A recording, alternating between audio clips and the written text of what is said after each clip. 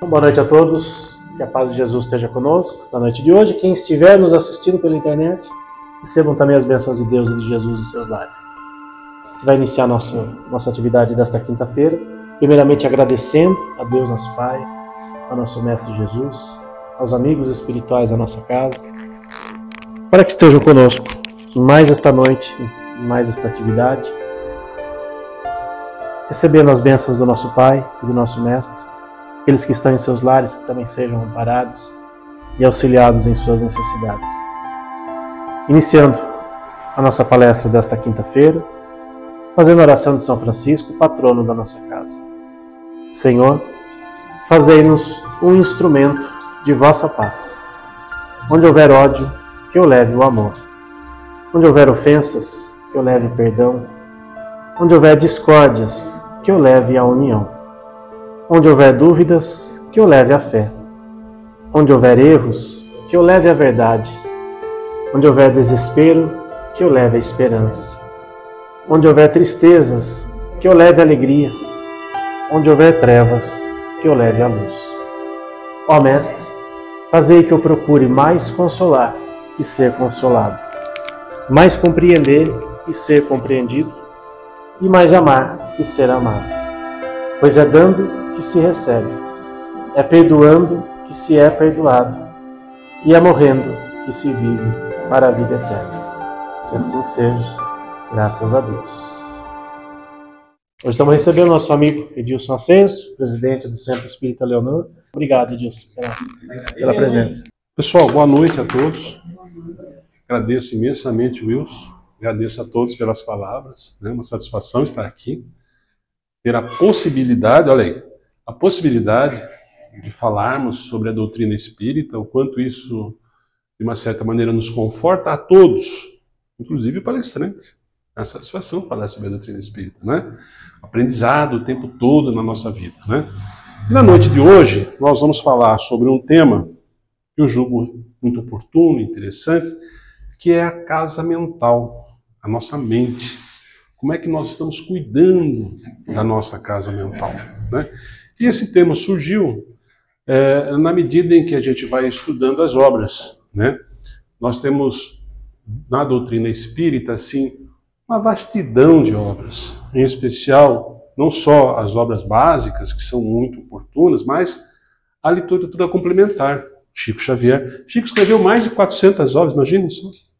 Com todas aquelas dificuldades que ele possuía, escreveu mais de 400. Divaldo, mais de 200 obras, segundo o nosso amigo Wilson, que eu estava atento na palestra dele semana passada. Mais de 200 obras. Imagina só, né, quanto ensinamento. E existem algumas obras muito interessantes. Emmanuel, que é o grande mentor intelectual de Francisco Cândido Xavier e responsável por toda a obra psicográfica, tem uma obra muito interessante chamada Pensamento e Vida. E ele traz essa obra justamente porque lá ele fala de ações do cotidiano nosso. Ele fala de diversos temas. Ele fala do trabalho, por exemplo. Mas no capítulo número 1, ele fala do pensamento. Ele fala da mente. Ele fala que a mente é o espelho da alma. Não é? Então, assim, a gente começa a entender a importância dos nossos pensamentos, do que nós estamos pensando, né? E nesta outra obra, que também é de Francisco Cândido Xavier, escrita em 1947, imaginem só, uma obra com quase 80 anos, atualíssima, falando dos problemas da mente. Aqui, nesta obra, Francisco Cândido Xavier, ao lado de André Luiz, né, nosso querido repórter lá no mundo espiritual, podemos usar esse termo, né, Wilson? Repórter no mundo espiritual. Ele traz informações muito interessantes. Nesta obra especificamente, ele se junta a um grupo liderado por um espírito chamado Calderaro. E Calderaro explica para ele qual é a atividade desse grupo. Segundo Calderaro, esse grupo é um grupo que atende situações emergenciais. É um SAMU espiritual, né? Esse grupo ele está lá disposto a atender situações extremas de loucura, de suicídio, né? Atendendo a pedidos através da oração. Porque o André fala, mas como é que você fica sabendo as necessidades? Como é que isso chega até vós? A prece, que é feita lá pelo encarnado, ou a assistência pedida pelo desencarnado, nos orienta aos momentos extremos, né? E nós temos visto, assim, a grosso modo, que situações como essas têm aumentado. Ontem eu saí do centro, fui comer um lanche, tinha uma viatura policial lá, o sujeito estava lá, comendo um lanche também, e de repente no rádio eu escutei um camarada falando, lá no cupom. O sujeito foi lá, se despediu da família, etc. e tal, e o pessoal estava lá, numa situação muito normal, todo mundo falando, comendo. Gente, o camarada havia acabado de se suicidar, né? Então, são situações que a gente não percebe, mas está fazendo parte da nossa rotina. E o André Luiz vai participar desse grupo ao lado de Calderaro. E o Calderaro explica para ele, aliás, ele fala para ele, olha, é melhor a gente ver isso na prática. Não vamos ficar atentos a questões muito didáticas. E ele começa a explicar isso através de alguns casos. E um caso muito interessante, o primeiro, aliás, da obra, em que há dois personagens, Pedro e Camilo. O sujeito é adotado enquanto criança e faz parte daquela família. Quando ele chega com 18 anos de idade, a idade da maioridade, ele fala para o tutor, fala, olha, eu já cheguei à minha maioridade, eu gostaria de receber a minha parte, que eu vou partir. E o pai, padrasto, diz a ele, mas como assim? A que parte lhe devo? Eu lhe adotei, lhe trouxe até a casa, dei assistência até agora, e agora você ainda quer uma parte financeira? Ele falou, sim, quero a minha parte, porque eu vou partir, né? O pai, padrasto, se nega, e aí então ele começa a entabular uma maneira de receber aquele dinheiro, eliminando o padrasto. Então ele planeja o assassinato do sujeito, não é? E ele faz as coisas de modo em que, cometendo o homicídio, pareça que ele não seja o culpado. Ele vai lá, demonstra que tem preocupação com aquela situação, etc. e tal, pega aquela parte que ele entende que era dele, e depois da situação mais ou menos amenizada, a polícia não identifica ele como autor do crime, ele vai embora. Só que a mente dele está imbuída do remorso. Ou seja, ele tem consciência do erro que cometeu. Ele havia assassinado o próprio pai, não é? E o pai desencarnado, percebendo essa situação, se associa mentalmente a ele. Ou seja, um espírito encarnado associado a um espírito desencarnado através do pensamento. Um pelo remorso, outro pela vingança. E essa história decorre por 20 anos, até que, num determinado momento, o filho, já no final da vida, no hospital, combalido porque o remorso havia, inclusive, afetado questões psicológicas dele, está lá. E o André Luiz é chamado a comparecer para testemunhar aquela situação. E quando eles chegam lá, naquele ambiente hospitalar, o Calderaro fala para o André, André, olha o cérebro do encarnado. Agora veja o cérebro do desencarnado. Eles estão afinados um ao outro pelo pensamento, né? E ele estava lá, cobrando aquela situação. E aí, então, o André pergunta, mas e agora? Como é que nós vamos resolver essa situação? E o Calderaro cunha uma frase excepcional. Ele falou, olha, o amor supera o conhecimento. Nós temos o conhecimento da situação, mas esse é um caso que pode ser superado somente pelo amor. Aguarde e verá. E aí aparece um espírito iluminado chamado Cipriana, né? Esse espírito superior, que é a mãe do que está encarnado. Ele aparece, o sujeito, em desdobramento, percebe aquela figura luminosa e se ajoelha. Acha que é Nossa Senhora. Meu Deus, as minhas preces foram atendidas. E ele diz, eu matei um homem. Eu sei, meu filho. Eu sei que cometestes um erro, de fato. E o sujeito lá, o desencarnado, mas terás o acolhimento. No entanto, aquele que é o verdugo não se rende. Ele quer vingança, ele quer cobrar. Né? E aí o que os benfeitores resolvem fazer? Vamos todos à casa do encarnado. E quando eles chegam lá, a mulher e 5 filhos daquele homem. Né? E aí é dito para ele, tá vendo? Você ficou 20 anos perseguindo esse sujeito. Ele trabalhou, constituiu família, deu lar à mulher e 5 filhos. Enquanto você procurava vingança, ele trabalhou. Ou seja, ele possui méritos. Né? E aí ele entende e se rende àquela situação. Mas vejam que um estava associado ao outro em função do pensamento. E o pensamento funciona como esse ímã, né? Como esse dínamo que liga um ao outro. E aí o Calderaro diz ao André Luiz o seguinte, fala, André, é preciso entender as questões da mente humana.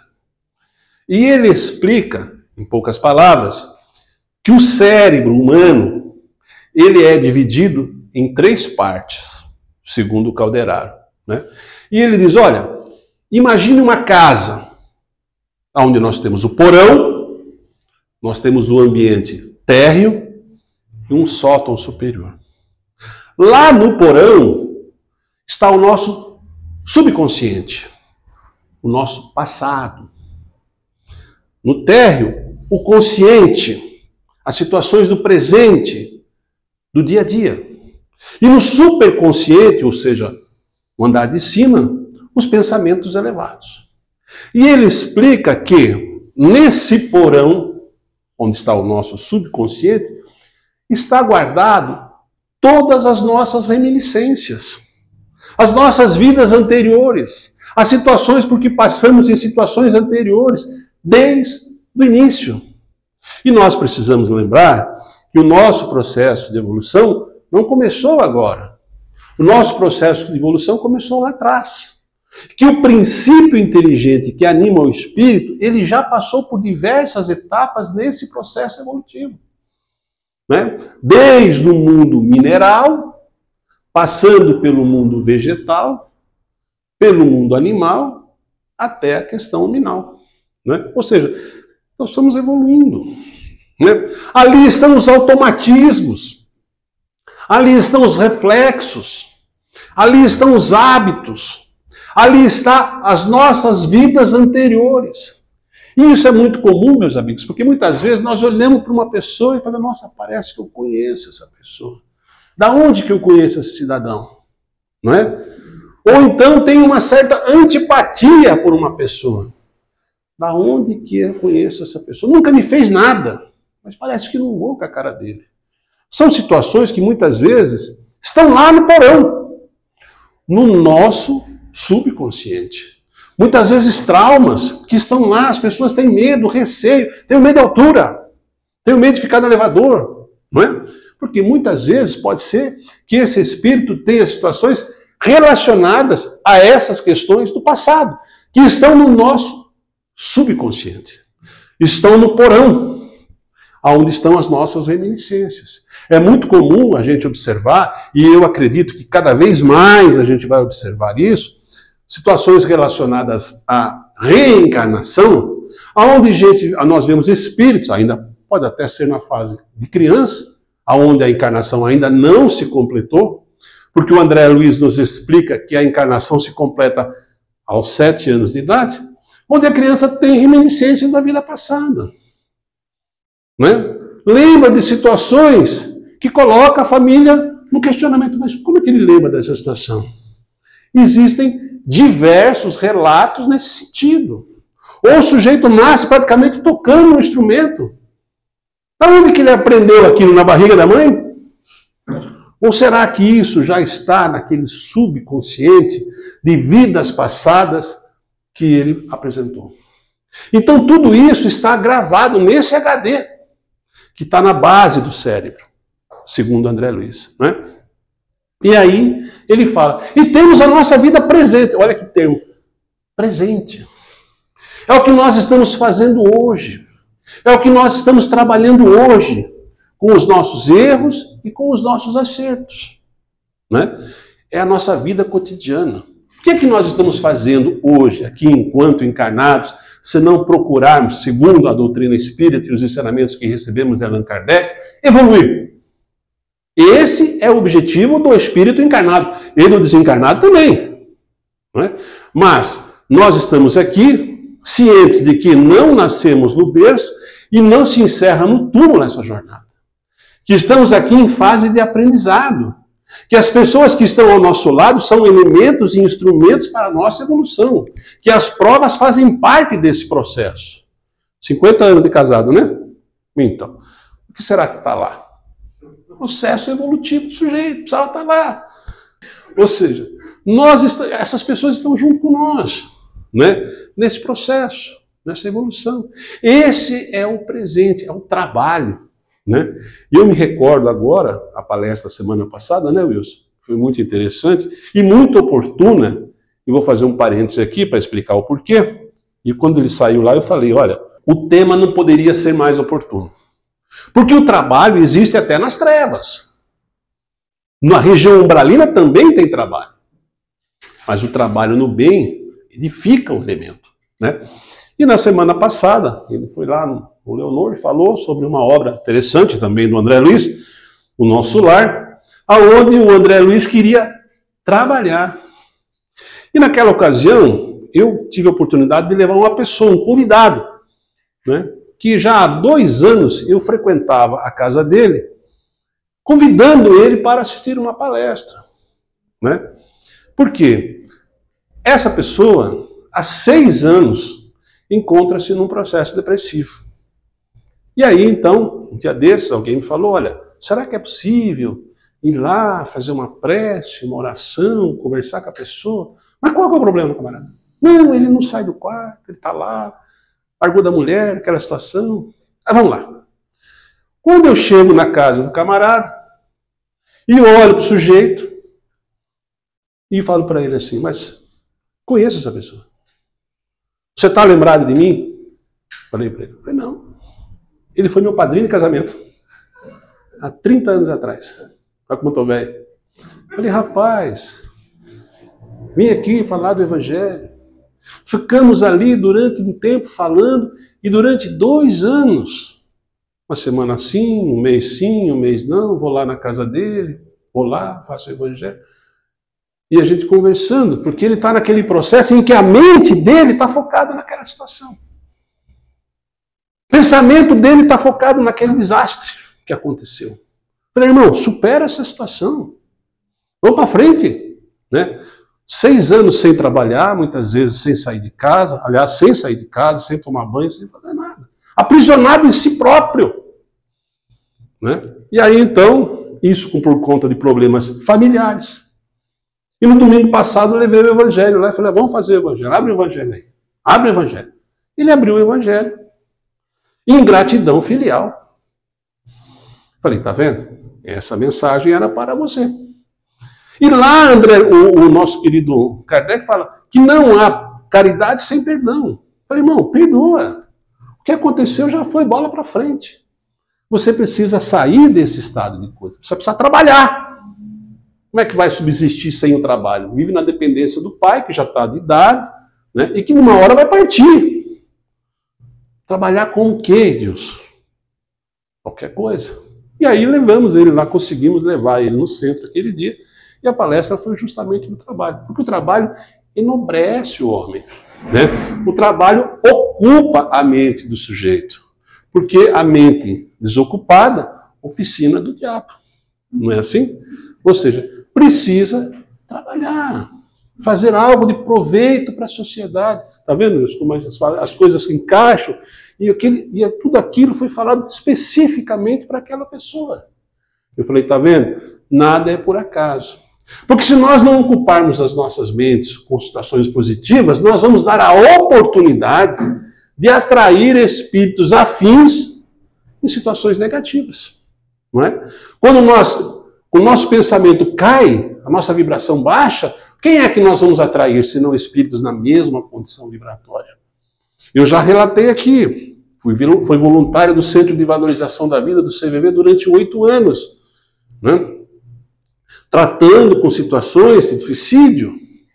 E o sujeito fala ao telefone, olha, eu escuto vozes. Vozes no sentido de dizer, olha, você não vale nada. Por que não acaba logo com isso? Porque ele está afinizado com espíritos que pensam no suicídio. Não é? E isso é muito importante a gente entender. Que o nosso pensamento é a nossa casa mental. Nós aceitamos na nossa casa qualquer pessoa? Por que nós colocamos no nosso cérebro, no nosso pensamento, pensamentos que não são bons? Por que quando esses pensamentos chegam, nós não cortamos eles? Opa, aqui não é meu. Isso não me pertence. E continuo trabalhando. Porque nós sabemos que nós vamos precisar resgatar os nossos erros. E esse livro é muito interessante porque ele traz outros casos extremamente interessantes com relação a essa questão da mente. Há uma outra situação aqui de um espírito encarnado de 8 anos de idade, uma criança. E a mãe, em prece, através do Evangelho no Lar, faz uma irradiação que chega no mundo espiritual. E está sendo acompanhada por Calderaro. E aí, quando eles chegam na casa, eles observam a situação. O menino tem 8 anos de idade, não fala, não enxerga, tem movimentos totalmente reflexos, e está naquela condição. Uns praticamente não vive. E aí o André Luiz fica perguntando, mas o que acontece? E aí o Calderaro explica para ele, falei, André, esse espírito que você vê aí na condição de criança, há 200 anos atrás, foi um espírito muito ruim. Ele incitou uma revolução e induziu pessoas ao erro. E ficou na região umbralina sendo agredido e atacado por esses espíritos. E agora está reencarnando. Ou seja, ele desequilibrou o seu perispírito e agora precisa reparar nessa encarnação essa situação. E tem mais. Observe que ao lado dele existem 2 irmãos desencarnados, que estavam lá ainda obsediando aquele espírito, que não haviam entendido a questão do perdão. E quando eles chegavam lá, os espíritos encarnados, inclusive, cutucavam o sujeito. Ele tinha situações, ele tremia, né? E a mãe pediu socorro, porque ela não aguentava mais aquela situação. Imagine conviver com uma situação como essa, né? É muito difícil.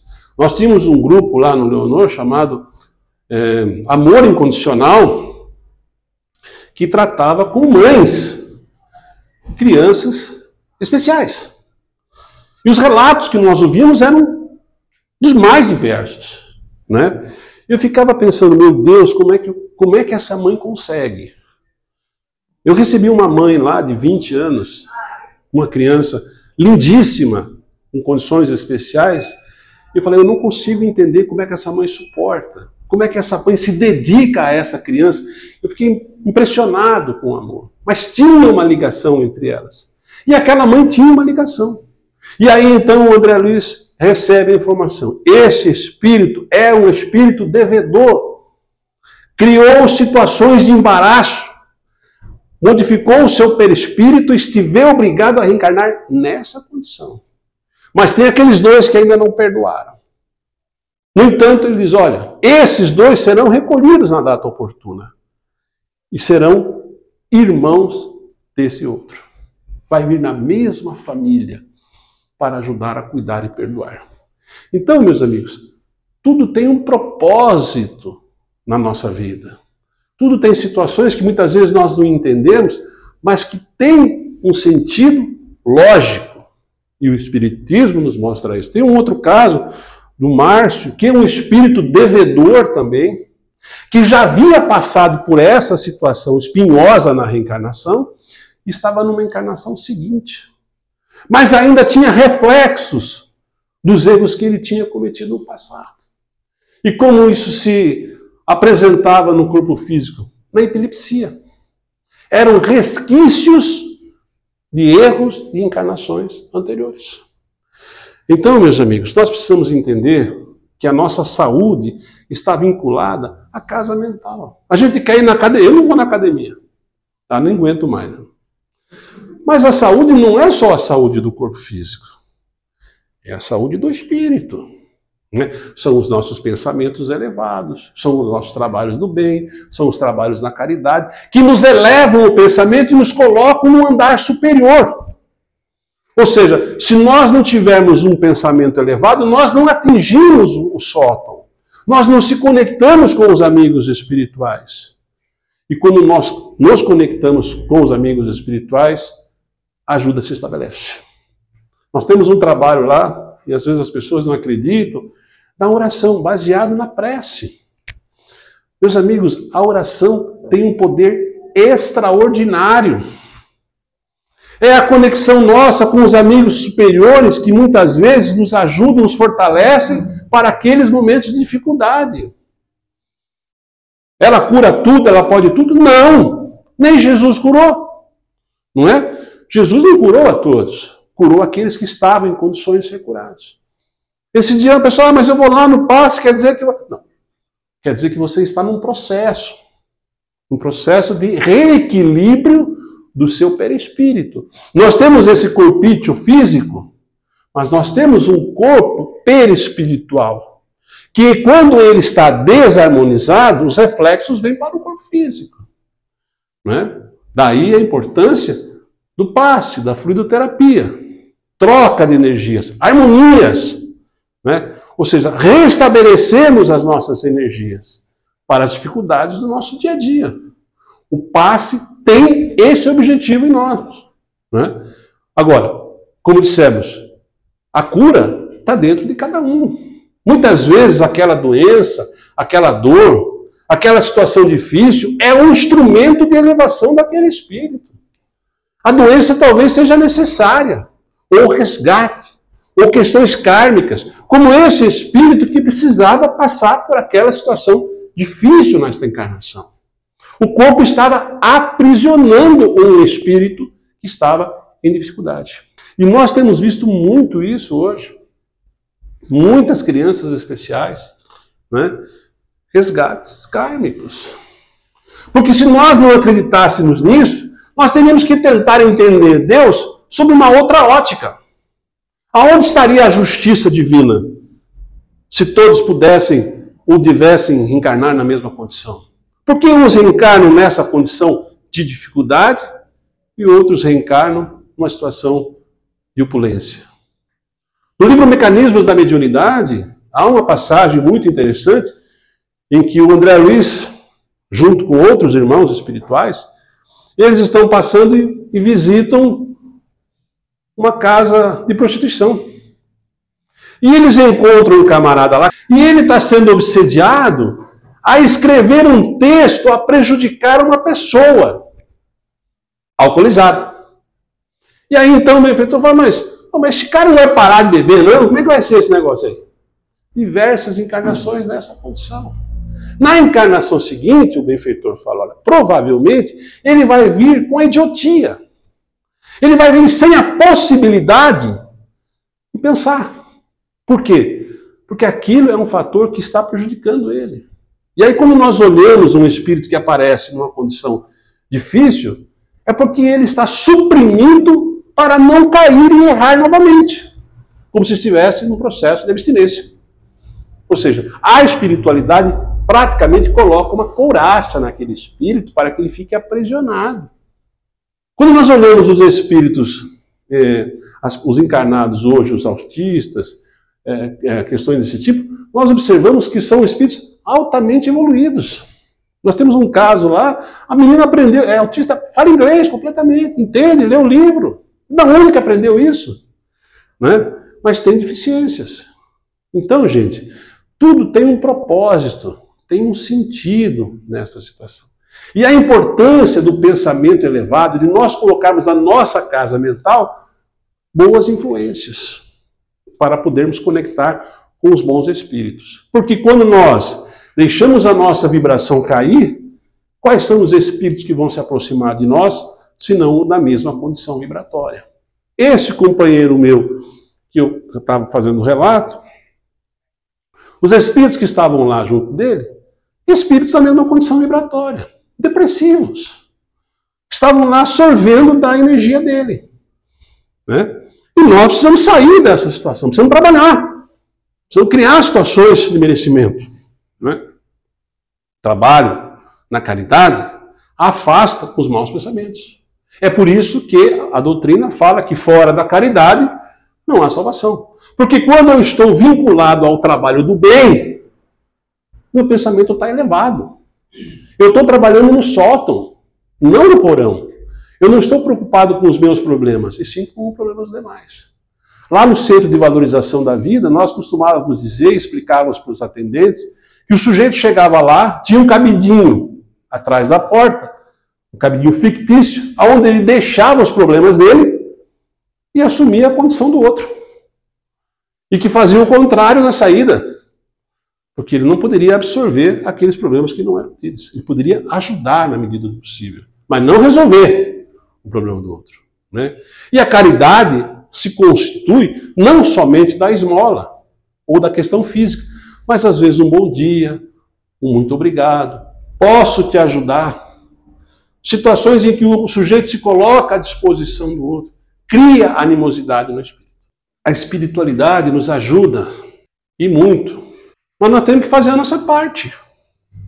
Nós não podemos sentar na esquina e ficar pedindo a Deus sem agir propriamente dito, sem mudar os nossos hábitos, que está lá no porão, né?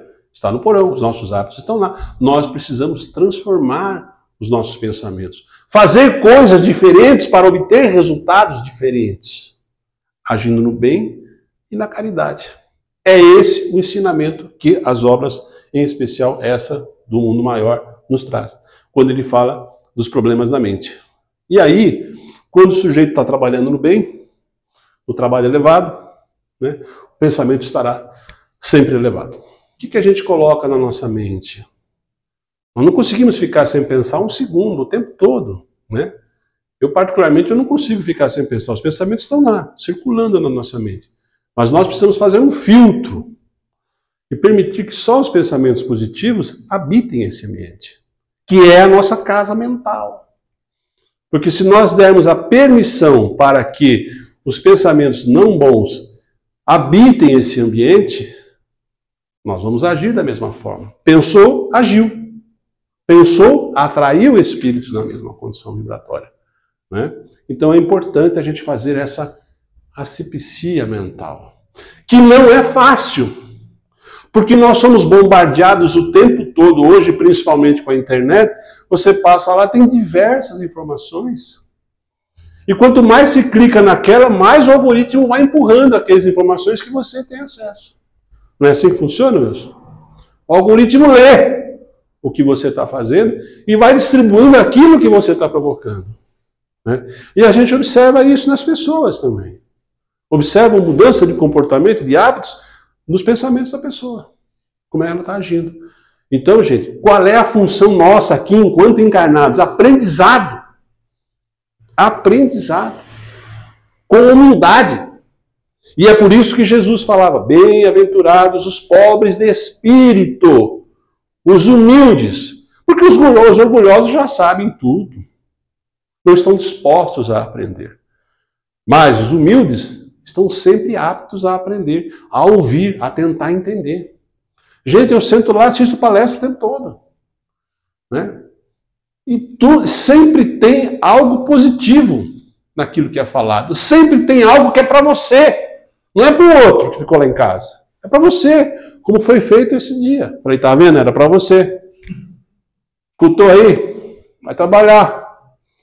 Ah, mas... Põe a vírgula aí, vamos trabalhar, companheiro. Vamos arregaçar as mãos, vamos trabalhar, vamos fazer qualquer coisa. Né? É lógico que o processo não é simples assim. Foram 2 anos conversando. Né? Mas vai chegar o momento do despertar daquele espírito. Vai chegar o momento que ele vai entender aquela realidade. E nós vimos isso muitas vezes no nosso lar. Nós queríamos que aqueles espíritos que estão conosco fizessem coisas que a gente gostaria que ele fizesse. Mas já perguntaram se ele quer fazer? Não é? E às vezes ele está fazendo algo que te contraria, algo errado, e que você não consegue alcançá-lo. Embora você possa advertir, olha, isso aí vai te queimar a mão, hein? Isso vai dar problema. Mas você não consegue alcançá-lo, às vezes precisa daquele momento. Mas é esse momento em que nós podemos usar o recurso da oração, da prece. Pedir o auxílio dos nossos amigos espirituais para que intervenham, intercedam. Nós não devemos pedir o número da loteria, mas nós podemos pedir a intuição. O que nós podemos fazer nessa questão? Eu sei que eu tenho um anjo de guarda.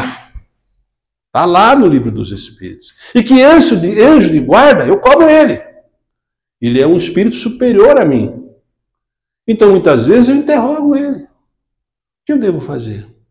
Dá uma mão aí. Mostra o caminho. Me ensina para onde eu vou. E muitas vezes, há 1000 maneiras disso se aparecer. Né? Esse dia nós compramos um computador lá, só para terminar, e eu falei para os caras, rapaz, esse computador aqui está muito caro. É mão dura, né? Está muito caro esse computador aqui. Está muito caro e tal. Não, mas é esse aí que nós precisamos. É esse aí, vai ter certeza. É esse aí. Tá bom. Então vamos lá. Compramos o computador. O computador chegou, aquela felicidade, não funcionou. Falei, tá vendo? Eu não falei para vocês? Vocês acham que eu sou meio bruxo, né? Mas tá aí, ó. Avisei que, né? Devolve o computador. Pelo Mercado Livre, teve que devolver. Pegou lá, aí quem vai no correio, né? Foi lá no correio, 250 pessoas na fila, vai lá, entrega, ninguém foi lá. Devolve o computador, etc. Eu falei, gente, era para comprar um computador mais simples. Era um pouquinho menos, precisava ser essa coisa aí. Né? Aí eu vi no Carrefour ali e falei assim, é esse aqui. Esse aqui, tá metade do preço. Aí faltava um pouco de dinheiro, né? Falei, rapaz, mais um golinho nós compramos esse computador aqui. Se eu vendesse 17 coxinhas, dá. Vendeu 17 coxinhas. Falei, é esse aí. Vamos comprar esse aqui. Esse é o nosso computador. Falei pro cara, falou assim, não vamos mais discutir. Os amigos espirituais já deram aí a dica e nós vamos pegar esse caminho, vamos comprar. Tá lá o computador novo, agora já tem um novo computador lá. Porque o Wilson for lá já vai ter um novo computador. Né? Por quê? Porque eles nos orientam, eles dão um caminho. Né? Eles mostram pra gente como a gente vai fazer. Agora, a gente tem que estar conectado com o mundo espiritual, né? Se a gente não tiver, a gente não vai receber. Às vezes em sonho, a gente recebe essas informações, em desdobramento do sono, né? Caminhos. Eu me lembro do livro Aconteceu na Casa Espírita, um livro muito interessante, que o presidente da casa, em sonho, ele via rachaduras na casa. Aí, ele fala, meu Deus do céu, a casa vai cair. Chama o engenheiro. Aí o engenheiro ia lá, olhava, falava, não tem nada aqui, está tudo em ordem. Mas não era rachadura física, eram os frequentadores. Né? Ele foi alertado, mas ele tinha que trabalhar para entender o que estava acontecendo. Não é de mão beijada, não. É com muito trabalho para identificar os erros que a gente tem. Né? Gente, obrigado, Wilson, pela oportunidade. Paguei mais uma, graças a Deus. Continuo devendo, não sei que conta é essa, que sempre fico devendo. É isso. Eu entendo isso aí. Mas é com muita satisfação que a gente vem aqui, né, para poder falar sobre a doutrina espírita. Vamos fazer uma prece? Elevando o pensamento a Deus, a Jesus, nosso irmão maior, agradecendo a Ele, a essa oportunidade, a esse momento, que Ele nos trouxe a essa casa, amparado por essa equipe espiritual que protege e regula esse ambiente. Que nós possamos, Pai, sairmos daqui revigorados e fortalecidos através do auxílio desses amigos espirituais que sempre trabalham, velam por nós, que estão ao nosso lado, que muitas vezes não reconhecemos. Mas sabemos que Deus não desampara. E Jesus, nosso Mestre, nos asseverou, nenhuma das minhas ovelhas há de se desgarrar. Também nos asseverou que a ninguém é dado um fardo maior que não se possa carregar. Reconhecemos o nosso fardo e que possamos compreender, trabalhar para a nossa melhora interior. Que assim seja.